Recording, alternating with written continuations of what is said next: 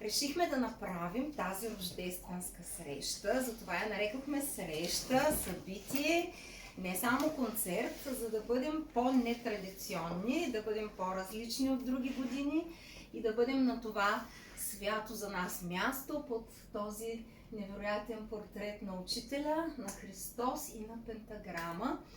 И да си кажем и да изразим чрез музиката и словото всичко, което ни вълнува.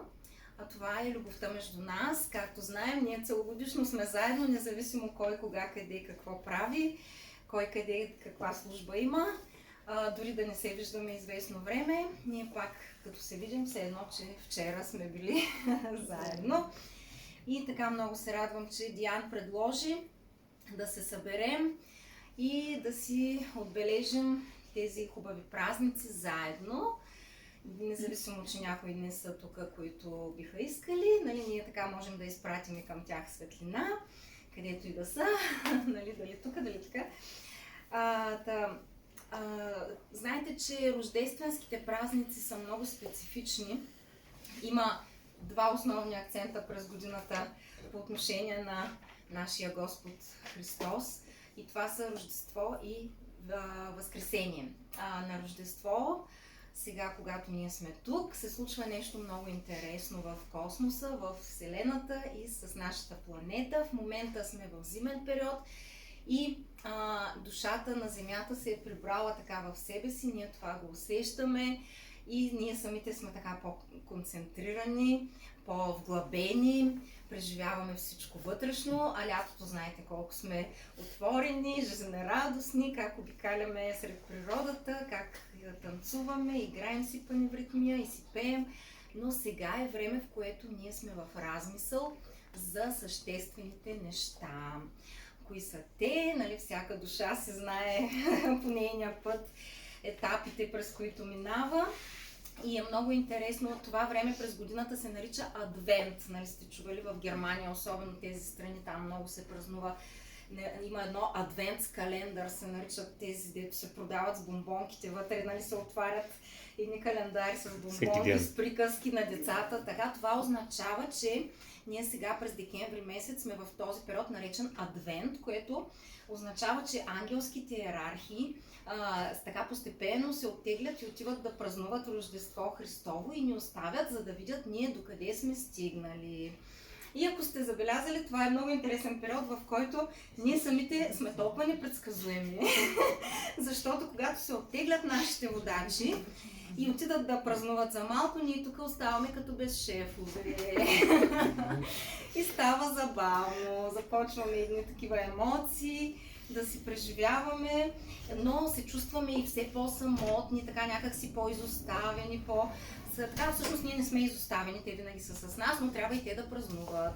Да казват, че първата седмица се оттегля едната иерархия, втората седмица друга иерархия, третата така и накрая, ние сме сами тук. И затова хората обичат така светлинки да има, да се събират.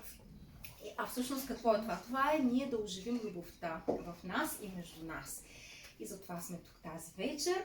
И ако още някой се сеща нещо за мистериите на рождественските празници, тук има една книжка. Да, ето.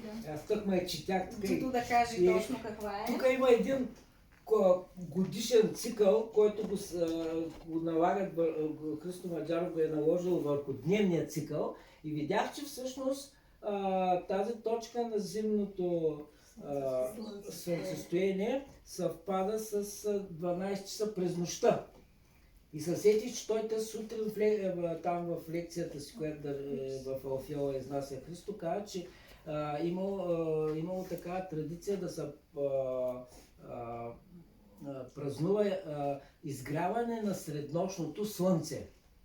Изобщо тези всичките, те някои хора бяха там, всичките тези зимни празници, дни, тя Галя тук ги е описала много добре тези неща, са насочени навътре. От есента започва един процес и зимата навътре насочен и се препоръчват медитации, даже този Макс Хайндел и Йогананда, особено и така, и го знае, ние сме ги правили тези неща, коледни медитации и така нататък. Работа върху себе си.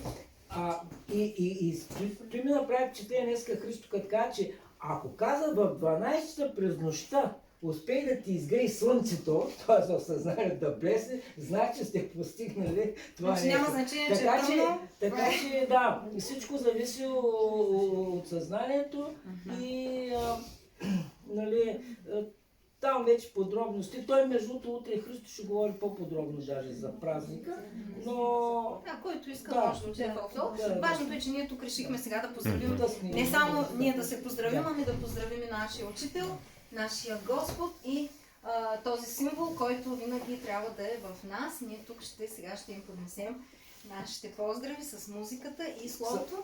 И вие може да се включвате по всяко време, нали? Знаете? Така кажи. защото словото и музиката са Те са, в основата на Те са в всичко. Да. основата на всичко. Кое е първо, кое е второ, но няма значение. Иво, ти може да кажеш. Ивче, Да. Миленка, някой нещо? Беше